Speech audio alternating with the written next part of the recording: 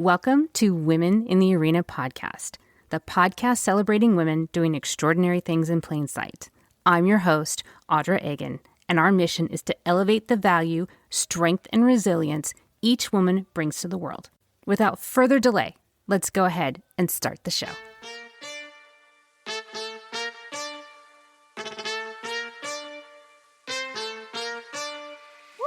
Oh, snaps, it's me again. Knock, knock, that swag is in. So fly, yeah, I'm a 10. Turn heads whenever I'm passing by. Look around, bringing the heat, though. Welcome in, everyone, and thank you so much for joining me again this week. This week, we're going to talk about some amazing and necessary topics. We're going to talk about the approachability and the necessity of money. My guest this week is Stephanie Carchia, and she is an amazing, accomplished financial advisor turned real estate agent. Stephanie is dedicated to empowering individuals, specifically women, with the knowledge and tools they need to take control of their financial futures. She's driven with a passion for spreading financial literacy, and she takes practical approach to building wealth and making complex topics simple and relatable for everyone.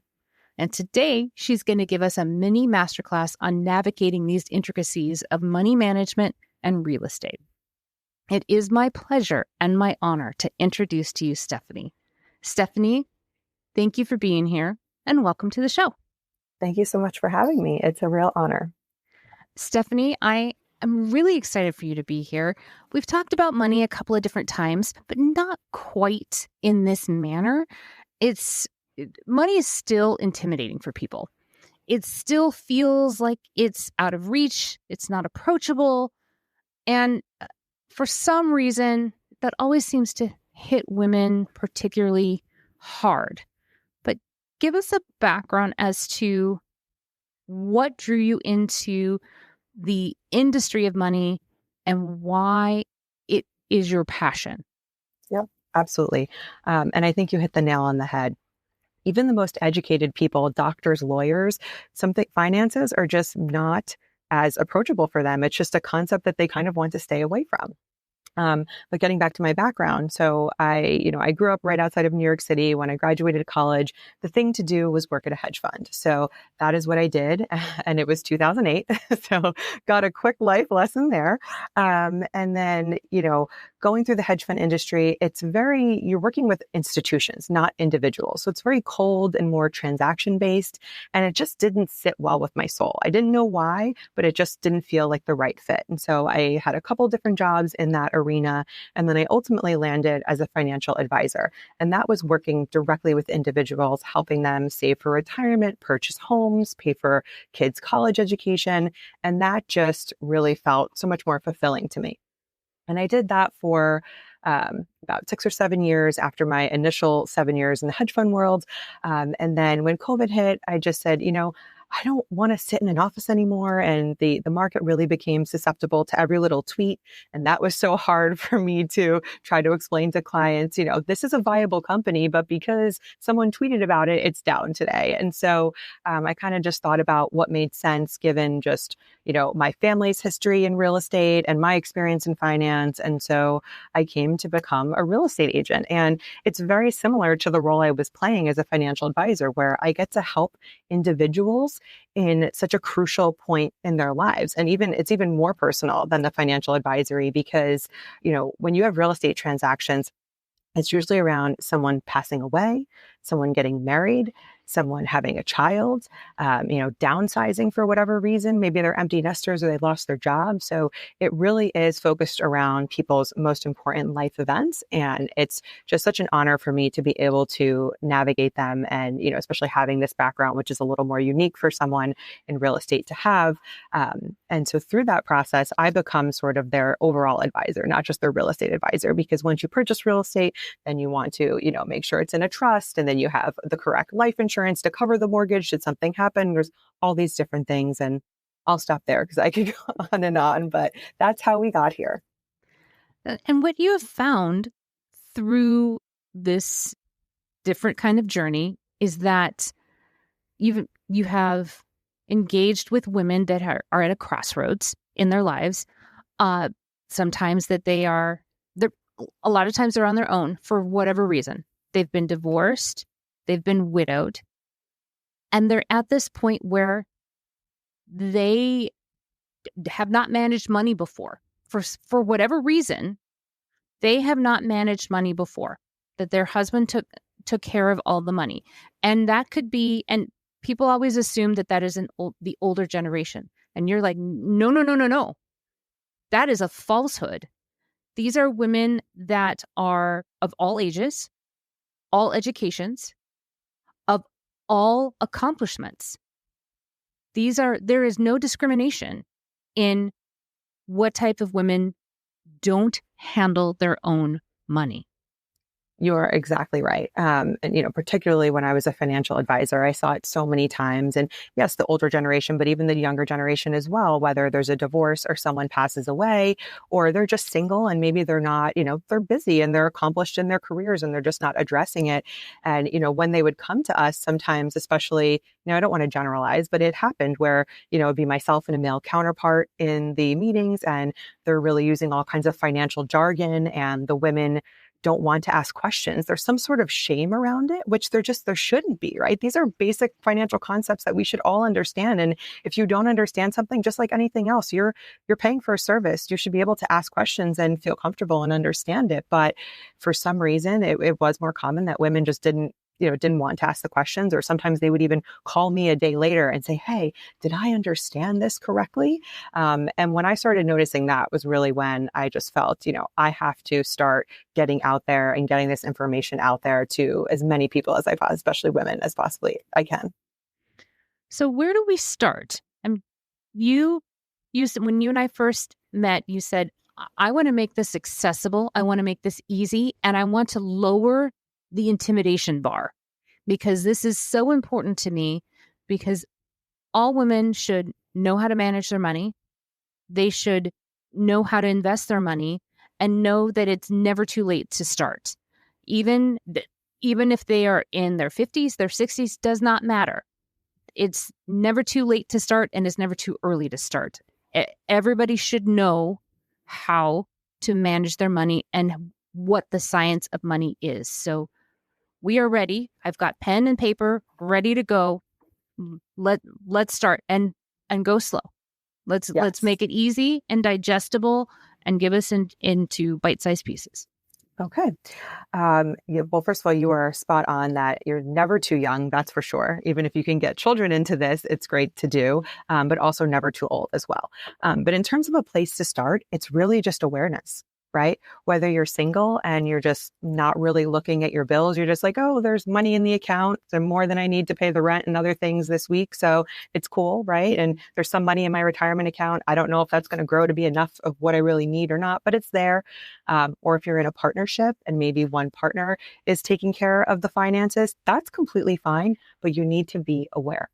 So first thing is, you want to have an accounting of where all the accounts are, just so that you can check in there, and then have a plan. And, again, whether you're with yourself or with your partner, sit down at least annually. Now, some people will probably tell you, oh, you should be doing it weekly or monthly. Sure, that's the ideal. But the idea here is not for perfection, it's progress. If you weren't doing it at all before, annually is 150% better, right? So just being aware of your spending, of what your debts are, of what kind of assets you have. And when I say assets, anything that is of value, right? Most importantly, it would probably be your home for most people, maybe your car, but that's something that really kind of goes down over time. But if you have investment accounts, just having an accounting of how much you have. And then, again, taking into account your spending goals and where you want to be in the future, right? So you're getting by right now, but how much do you need to retire, right? And so these things, ideally you would sit down with a financial planner, and a good financial planner will probably cost about $1,200. And I'm sure so many people will say, I don't have that kind of money, but this is your financial future. I tell people all the time, go look at your Postmates bill for the last 6 months or your Amazon bill for the last 6 months. I'm sure you could find $1,200 that you could have used to sit down with a financial planner and get all this done, right? So if you can do that, that's ideal, but at least just having a baseline and understanding where you are and an accounting of all your accounts and how much you're spending is certainly the first place to start. So as a baseline, as we're gathering information, let's pretend that we've never done this before. Like I said, we're going to start slow. Gathering accounts, gathering your bank accounts, as far as paperwork is concerned. Gather your bank accounts. Gather your 401k paperwork, maybe? Sure. Yep. Any retirement accounts. Yeah. Retirement accounts. If you get stock shares, some companies, if you get to work for a company and they offer you stock, that you get to buy stock at a discount or whatever the case may be, or they've gifted you stock, whatever it is. Gather that paperwork. So maybe get that paperwork, and then your credit card bills, or if you have a car loan or student loan or that kind of stuff, gather all that stuff together and put it in a pile, and maybe have your computer with a spreadsheet, or if you do it old school on a yellow pad, whatever it is, Yep. Gather it all, sit down at the kitchen table and go over it all together all at the same time. Am I tracking? Yes, you are. So I would say there's a few major categories and they encompass pretty much everything you just said. So one is your income. How much are you bringing in every year? Two is your expenses. Now that's just, from whatever your housing costs are, any of your daily spending costs. And then also, like you said, your liabilities, any car payments and anything like that. So that's the second column, income and expenses. And then beyond that is going to be, again, your assets. And your assets are things like your checking account, your retirement account, if you have any other investment accounts. And then, as I was mentioning before, like your real assets, like your home. Okay, so annually, that's a good start. Yes. So once you get comfortable with that, maybe quarterly, bump that up to quarterly, maybe? That's absolutely ideal, because what you want to do in your annual meeting with yourself or with your partner is establish, okay, did I, spend more than I earned this year? That's a problem. How can we course correct that, right? So now you've set that goal for yourself, but as you go through the whole next year, you might get off the track again, right? So to be able to sit down quarterly and say, okay, in this quarter, I actually, spent less than I earned. We're in good shape. How can I replicate that for the following quarter? And just keep kind of checking in with yourself or your partner. So how do you fix that kind of stuff? Just as a practical example, say you I've overspent. How do you fix that? Where do you identify the problem and how do you fix those problems? Well, so as you're sitting down and sort of reviewing all your expenses, and there's a lot of tools as well. I think like Rocket Money is one of the online tools. Maybe even your American Express bill will kind of categorize, where your expenses are. And then you're going to see, which ones are the largest and do they need to be the largest, right? Again, it's, if you're ordering out at Postmates too much, maybe it's like, hey, this quarter, we're going to make an effort to eat in more, right? And so sometimes it's adjustments for small expenses that really add up over time. Or maybe there's large expenses like, hey, the car insurance seems to have gone up quite a bit in the last few years. Can we go and call around and see if we can get, a better quote from somebody else? And maybe you could take a couple $100s off of your monthly expenses, right? Or even just all the subscription services. I think we talked about this and we were laughing about it. Like, you probably have subscription services that you're not using, that you're not even aware of that you have anymore. Canceling those can easily get you $100 plus a month, right? And that's $1,200 a year right there. Well, just as a side note, when Stephanie and I met, I went, I wonder how much I'm spending. I took a day, went through my account, and I went, what's that? Well, what's that? I went through and looked at all these subscriptions, and they're small. They're small that you just don't even notice. Mm-hmm. And I canceled probably, oh my gosh, like $75 a month of things that I didn't even use, but they're so small that you don't even pay attention to them. But that $75 a month adds up over a year, which then adds up over time. But that's something I don't have to spend. Exactly. Yep. And it was because Stephanie was like, well, how much are you spending on subscriptions? I'm like, I don't really know. So that was a life lesson. It was Yep. easy. It was a piece of cake. It took some time. It took an afternoon to go through and look at it. Mhm. And I was like, but I'm not using that. I don't even know what that is. Yep. And it's easy to sign up for this stuff because they do that on purpose. They make it Yes. easy. Absolutely. And then you forget about it. Yep. And, to our original point, you are a very successful, accomplished, organized woman, but it was Yes. just escaping you because you're busy. Yes, I am. No shame. Yeah, super busy. And I had forgotten about it. Yep. Forgotten. And it wasn't until you said something that I went, I don't know. Exactly. So even, obviously that may not, change you into a millionaire overnight, but these small changes are, again, progress, not perfection. Every little bit helps. So I'm doing that. This is progress. These are progress forward steps. We're doing good. What's next on our checklist? Yep. So once you sort of have that financial picture down, you also really want to make sure you have all of your legal documents in place. This one I cannot stress enough because everyone thinks they don't need it. Everyone thinks they're going to live forever, or I don't have kids, or I'm a single person, or I don't own real estate. I don't need a will. I don't need a healthcare directive, which is the complete wrong attitude to have. Okay. First of all, even if you are a single person and you have no children and you don't own any property, if you are over 18, HIPAA laws do not allow anybody else access to your medical records.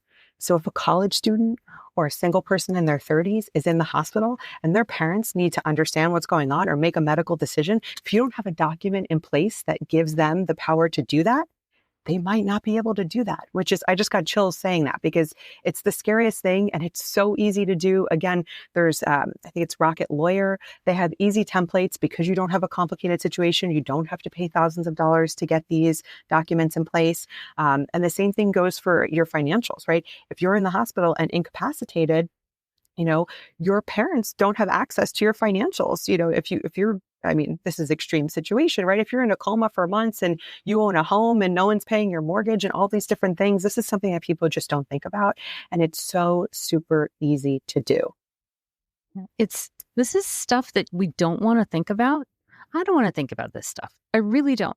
But I will tell you that there are circumstances that happen.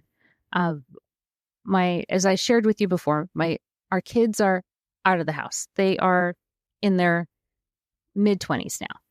But my husband and I are in our early 50s. We're young empty nesters. But we have now I watched my best friend lose her mom this year, and then my husband just lost his mom. And we've watched the paperwork that is involved that happens. And we're like, we don't want to put our kids through the paperwork. Yep. When they're grieving, Yes, when they're the worst grieving. time. It is such a mess. The paperwork is a disaster. Yep. If it's not planned for ahead of time. So we're actually putting things in place well ahead of time so that the paperwork is dealt with. So they don't have to worry about that. This is actually a gift for them. Yes, exactly. Yep. So they don't have to worry about it. It's taken care of. They don't have to deal with this for hopefully decades, but it's one less thing that they're going to need to deal with. Yep. And it's the only way I can think of is that it's a gift for them in the future. You're absolutely right. And not only the paperwork, but if you have to run all of that through the probate courts, I don't know about other states, but California takes 5%. If you own $1 million home, they take $50,000 just to push the paperwork through the court system. And that's even if you have a will. So my number one recommendation, again, if you go to a state attorney or if you even go on one of these websites, they're going to tell you all the different documents that you need. We talked about the healthcare, power of attorney for finances and everything. And then there's something called a living trust. So certainly anyone who owns real estate or has children, everything should be in a trust because that skirts around the probate courts. It happens instantly. You don't have to go through the court system, which is one, it takes time, it's paperwork, and they take so much of the assets that are left over, which is just these people worked hard. They want this to go to their heirs, not to the court system, not to the county. Wow. So California takes 5% right off the top. Yep. Yeah. Wow. I wonder And how it costs you, I think it costs like maybe $2,000-$3,000 to get a very basic estate planning package with all these documents together. You do that one time, and the only time you'd ever have to change it is if you had more children and you want to put them in or whatever the case is, but they don't charge you that same charge to edit it, in the future. So for a couple $1,000s, you're saving tens, if not hundreds of thousands of dollars. Wow. I wonder how much it varies from state to state. Probably a lot. I'm sure. Yes. I mean, and with the values of homes, how much they have risen from state to state. I'm in Arizona, and the cost of our houses have risen so much, even over the last 4 years. Mm-hmm. I don't know what that would cost. I don't know what the state of Arizona takes, but it's probably a lot. Mm-hmm. With the cost of our houses, as much as they have risen over the last 4 years, 5% is a lot of money to take off the top. Exactly. Yeah. And one other tidbit on that note, if you really haven't done the documents yet, the best thing that you can at least do, especially as a couple, but even as a single person, for any of your, if you have your retirement accounts, you have a designated beneficiary. But for something like a checking account or even just a regular investment account with stocks in it, you can designate a beneficiary. It's called a transfer on death account. And so at least that, I believe, can also skirt around the system. It gets transferred directly to the beneficiary rather than having to go through everything. Good to know. Mm-hmm. Good to know. I did not know that was also the same for stocks. Yes. It's a different, they call it like an individual stock account. This is an individual TOD, transfer on death. So you can do that at any sort of like Fidelity or E-Trade kind of thing. Okay. So on our checklist, we have at least an annual financial review with yourself and or your partner. Mm-hmm. We have your documents, get your paperwork in alignment, which means your directive. You need a directive. You need a health directive, guys. Yep. Even if you're 19, you need one. Especially if you don't live near your parents, you need one. And you need some paperwork if you own property, so your heirs can know what to do and not have to have all of that burden on top of them. Okay.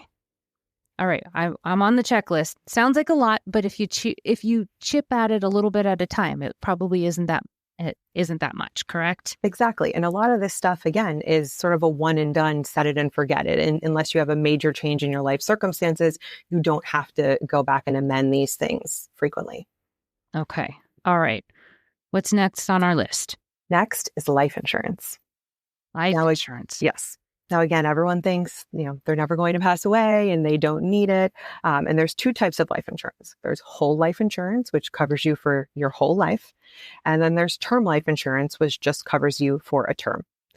Term life insurance is obviously a lot less expensive because they're insuring you for a much shorter period of time, right? And you really probably can't get a life insurance policy when you're older because they won't insure you, from 60 to 80. They're like, no, you're probably going to go soon, so we're not insuring you, right? But going back to, especially if you own real estate and you own it with a partner, and even if you don't have children, but especially if you have children, if you have two incomes, the chances are, if something were to happen to one of those partners, the other person might not be able to carry the weight of that mortgage for the rest of those children's lives, right? And the last thing you want if a child loses a parent to displace them from their home or, worry about paying for their college or literally anything in their daily lives, right? And so what you want to do is get a term life insurance policy that would essentially be enough to supplement that person's income for the next, call it, 20 years, right? From when they're born to then they're 18, 20, but leave the nest, right? To be able to, supplement that income should something happen to one of you. But whole life insurance that covers them for their whole life. Yep. So is that something you pay for all the time? Do you pay for one at one time? I mean, how does that work? Sure. So in both scenarios, you pay a monthly premium, or maybe you can set it up to be semi-annually, quarterly, whatever it is, but you will pay for it on an ongoing basis in both cases. But for whole life insurance, it actually becomes more of an investment account. But what happens there is insurance companies are businesses too. So what they're going to do is they're going to take your money and they're going to invest it, and they're going to maybe earn 7% and guarantee you 4%. So, if you are someone who has a hard time saving, this can be a good sort of forced savings mechanism. And then you have this extra bucket of cash down the road should you ever need it, because you can also down the road cash it out before you pass away. You're not going to get the full value. Maybe they'll give you 70% of, what you've contributed plus the earnings or something like that. And at some point it can start paying the premiums itself through dividends that you earn. So if you can manage to save $100 a month on your own and invest it and not touch it, that's a much better scenario because you get to keep all of the earnings that you get. But if you can't, the whole life is not a bad scenario. And then should something, God forbid, happen to you in these years, you do have that policy. Sometimes people like to take out small ones to just cover the cost of their funerals. Sometimes they like to do it for, very wealthy people use it as a strategy because they know they're going to have to pay tons of estate taxes. So, and they don't want that taken out of their children's inheritance. So they have a separate policy just to cover the taxes that will have to be paid. So all the money that they did have can go to their children. So there's various different ways to use the whole life insurance, but generally it's not something I would recommend to the masses. Term life insurance is really the thing that you want just to make sure that your family and their home are protected in the event of your passing.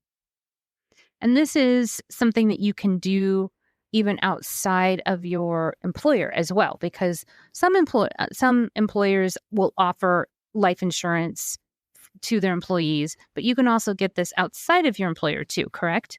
Yes, because usually what the coverage that they're offering is probably not that great or not that large of an amount. So you definitely want to make sure, like maybe it's, $60,000. But, again, if you're an earner of $100,000 a year for, again, 18 years of your children's life, you need a large policy. So usually what they're giving you, you're going to be very underinsured. You want to have another policy outside of it. And, any insurer, like a State Farm or whomever, it's pretty easy to get. And again, the term life insurance premiums are pretty reasonable for, what the value that you're getting. Okay. So what's next on our checklist? Now let's talk about investments, right? So when you are sitting down and you're looking at what you have and you're thinking about, what you need in the future, it really should be goal oriented. What are your short-term goals? Maybe it's purchasing a home, so you're saving for a down payment. What are your medium-term goals? Hey, we need to pay for college, in 10 years. And then your long-term goals, which is most likely retirement, or maybe you want to buy a vacation home or something like that, right? So those are the buckets that you should be thinking about. And that's what we call risk buckets, right? Because anything that's short-term, you want to be taking very little risk on because you need it immediately. If you have it invested in the stock market, that can go up and down drastically, not money that you want in the stock market. Medium term, you can have some conservative and then some in the stock market, and then you get the mix there. And then your retirement, especially if you're on the younger side, retirement's 30 years away, you can be pretty aggressive with that bucket. So we like to think about it in risk buckets, also tax buckets, which I think most people understand the risk buckets. Tax buckets are things that people don't talk about. So if you are contributing to your 401k, most people do that on a pre-tax basis. You get the deduction from your income right now. Everybody loves that. And then the idea is long-term, you will pay taxes on it when you go to withdraw it. Well, again, we all live pretty expensive lives. And I think there's a common misconception that it goes down in retirement. But if you're healthy in retirement, now you're not working. You have all the time in the world to travel or go out to eat. You're spending money, right? So you probably need $100,000 a year, maybe more, right? And so if you're paying taxes, that's a high amount. Everything that you take out of your retirement accounts is just like if you were earning that in your job, right?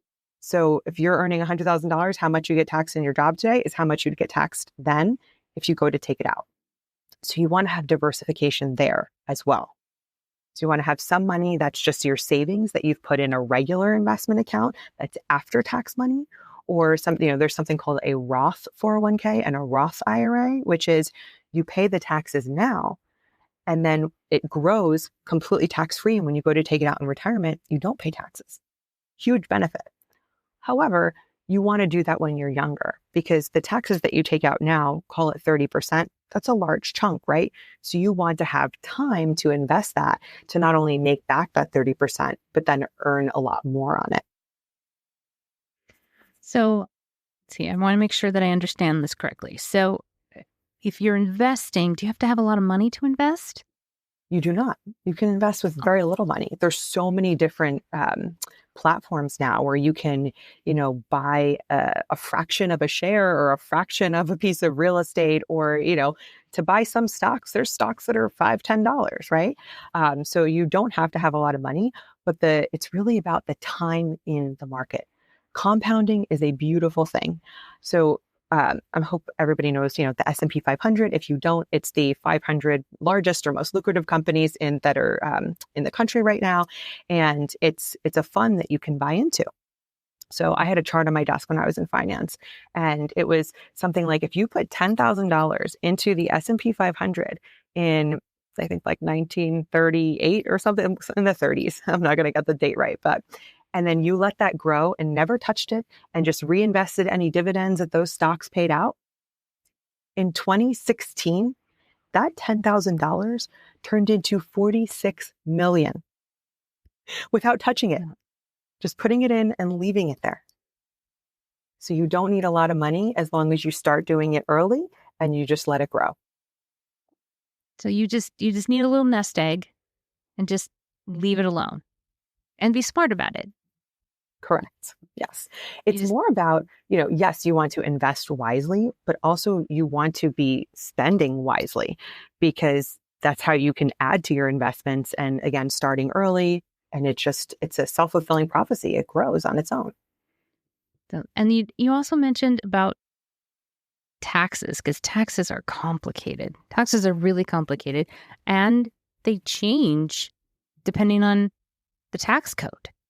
Yeah, because they can fluctuate and change, and they can change every 6-8 years depending. And so you need to keep an eye on those as well and be really on top of that, because what benefited you the last tax code may hurt you this tax code.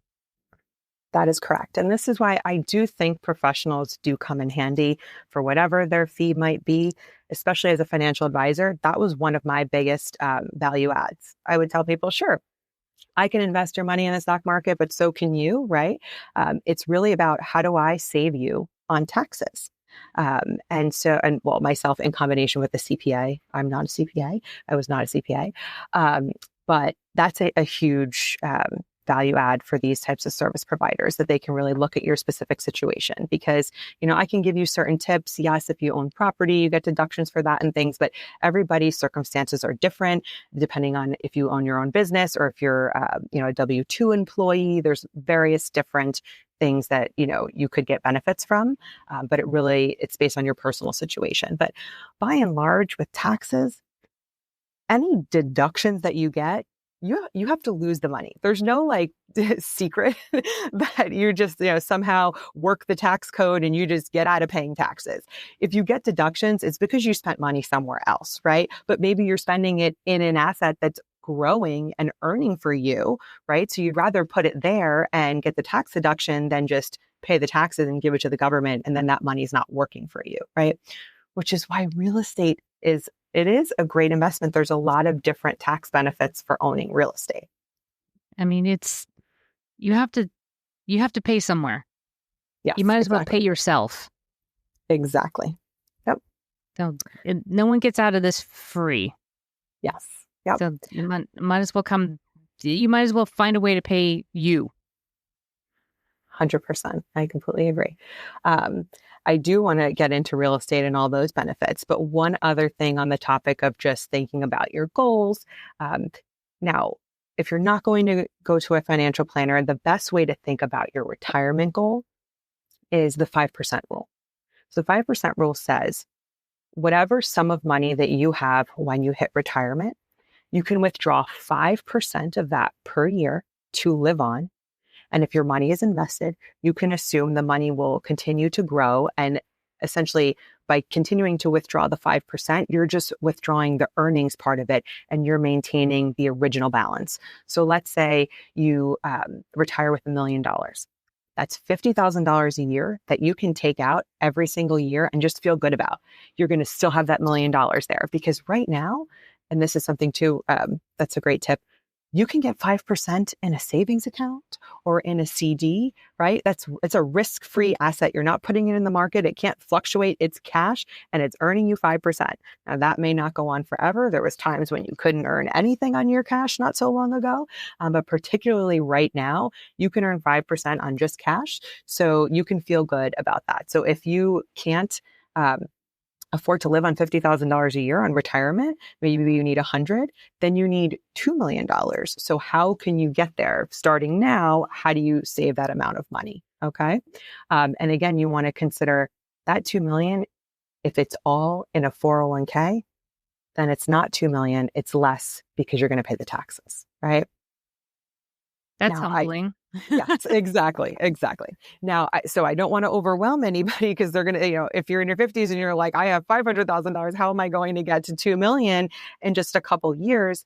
This is why I love real estate as an investment, because in real estate, you can use leverage. And when I say leverage, I mean debt. People think debt is a bad thing. It's a scary thing. It is a tool. All of the richest people in the world have tons and tons of debt because whatever they're paying on the interest, they're earning more on that, whatever they purchased. And so they're making money in the long run. Even, let's say you're paying, 7%, but you're earning 10%, you're still getting that 3% extra, right? And that's money you didn't have. So for example, when people think about, should I rent or should I own? Again, I'm going to use big numbers. This is California. $1 million house is somewhat average, right? But you can tailor this down to your own circumstances. If you want to purchase $1 million home, you probably have a $200,000 down payment, right? So you can purchase that home. And now let's say the real estate goes up by let's use low numbers, conservative numbers, 5%, which has been much better than that in the last few years. But if it goes up 5% on that $1 million is $50,000 of earnings for you. If you put $200,000 into the market, and let's say you're earning 10%, which is an aggressive, probably unrealistic number, and you're going to be taking on a lot of risk to do that, 10% of 200,000 is 20,000. So you can earn less, you're earning 5% on the real estate, but because it's $1 million that you otherwise wouldn't have if you didn't get to borrow that from the bank, now you get to use the bank's money to earn money for yourself. That's how you get to these higher numbers quicker. Because real estate is still how you build wealth. It's still where it's at. Even at these big high price points, even at these higher interest rates, it's still where it's at. Everybody needs shelter. That's never going away, right? Just like, I hate to be morbid, but like funeral homes are a great business because they're never going away. Accounting firms, great business. You're always going to have to do your taxes in a recession or not. You have to do your taxes, right? Same thing with real estate. People are always going to need shelter. And, to be a landlord and to have somebody else paying for your mortgage, you're borrowing money from the bank and a renter is paying for your mortgage. That's how people get rich.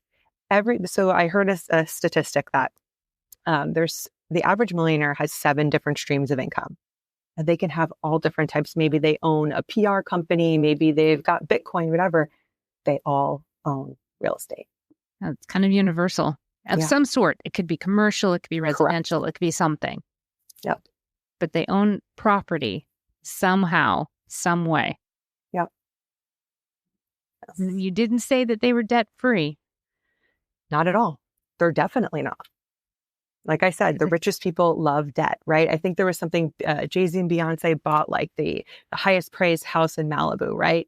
They bought it cash to get themselves a good deal because they can.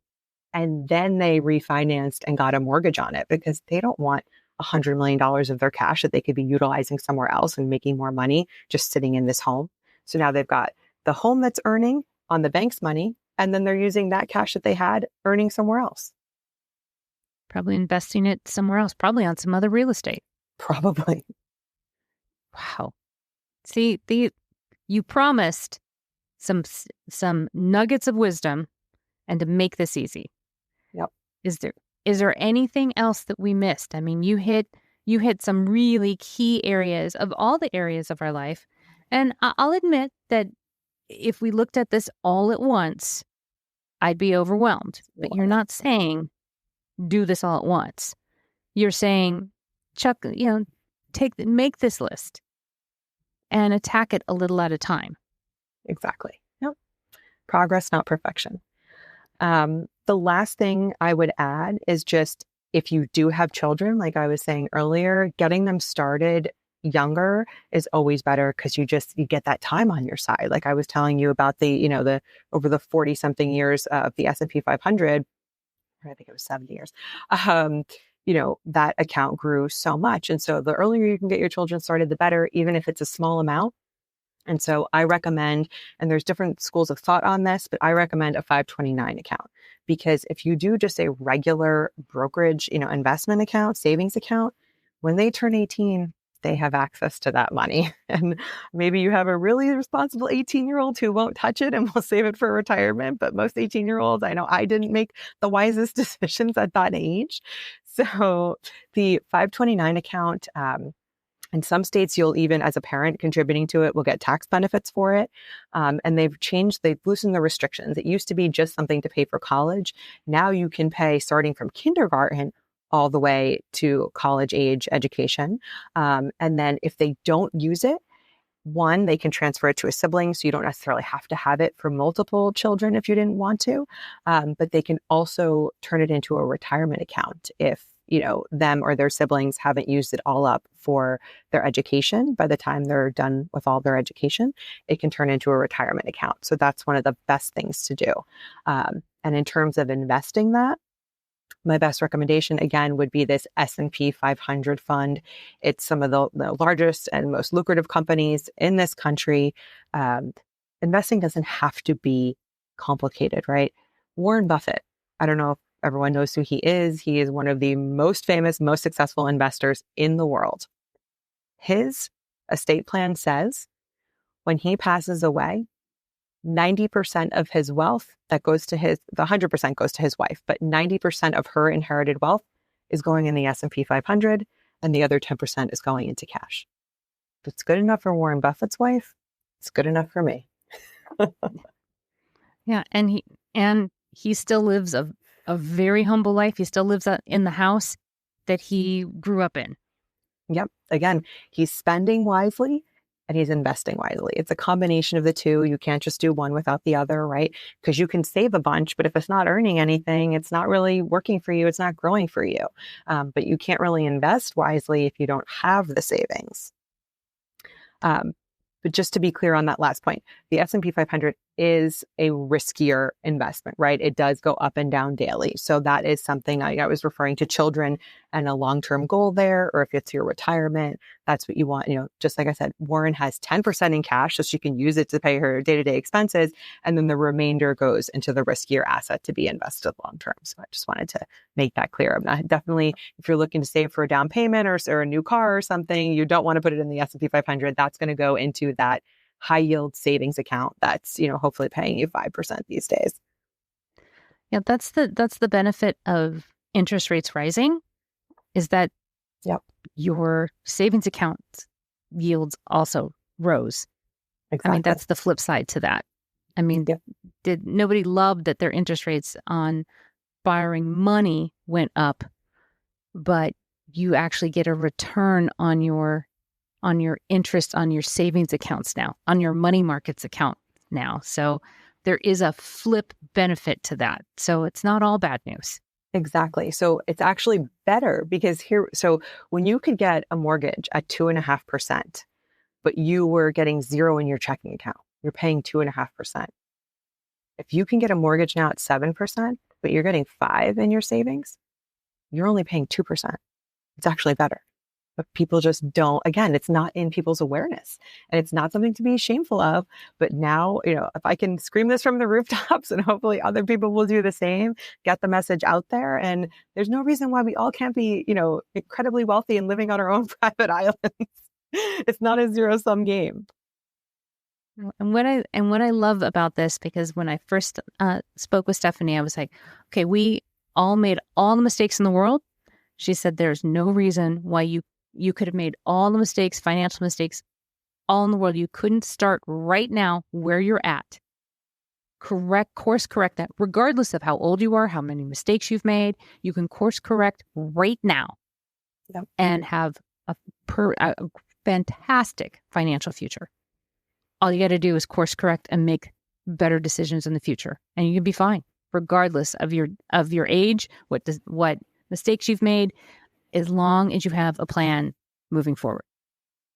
That's it. Exactly. That's why she's here. That's why she contacted me, is because she says, I just want to help and I want to raise awareness. And I'm so glad you did. Thank you. I'm so glad I did too. And, to your point about how this can all be overwhelming, I am going to provide a pretty detailed checklist of all the stuff that we reviewed, and maybe a few more nuggets in there. So we can make that available to the listeners, and they can download it. And so they have some sort of guide to follow to start this journey. And Stephanie, I'm so glad that you're doing that, making this easy and digestible, and so that people won't be overwhelmed, and that they can go, yeah, I can do this. I can do this. This is possible for me, regardless of all my dumb mistakes in my Post-its bill. My Postmates bill, not my Post-its bill, my Postmates bill. And that I spend too much on Amazon or whatever the case may be. I can fix this.